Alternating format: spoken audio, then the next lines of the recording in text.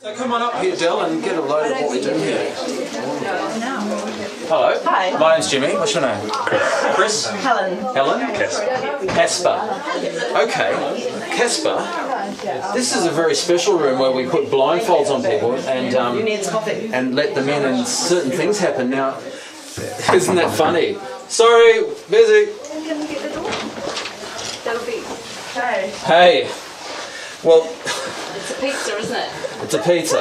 Are you into, like, you know, unusual experiences? If you could sum up what people can get out of this maze, what would you say? It's an opportunity to change your brain.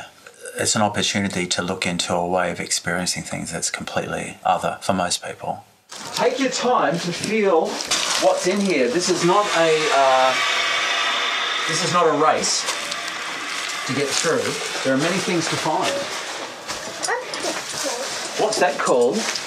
Well, why don't you take it to Mum?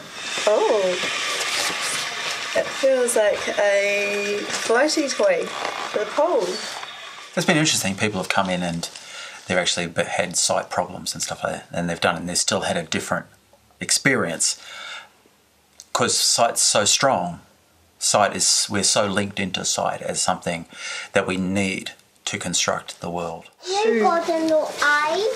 They've got a blindfold on his eyes. Casper, is this a pair of shoes? So what kind of responses did you get from people tonight? They responded much better when I told them there was a $50 bill hidden in amongst the stuff. Then they got really exploratory. Are you serious? I did tell them that. Did you really? Yeah, and then they really got into feeling things. Before that, people were just walking around with their hands just at this one level, like I was saying about, you know, people were doing this sort of thing and not experiencing all the rest of the stuff that's around.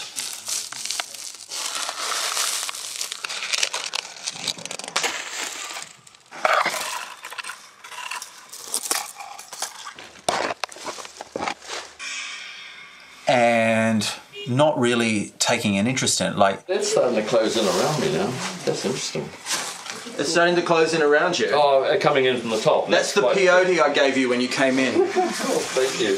I'll flip you the money later. Yeah, it is weird when you get something down hanging and...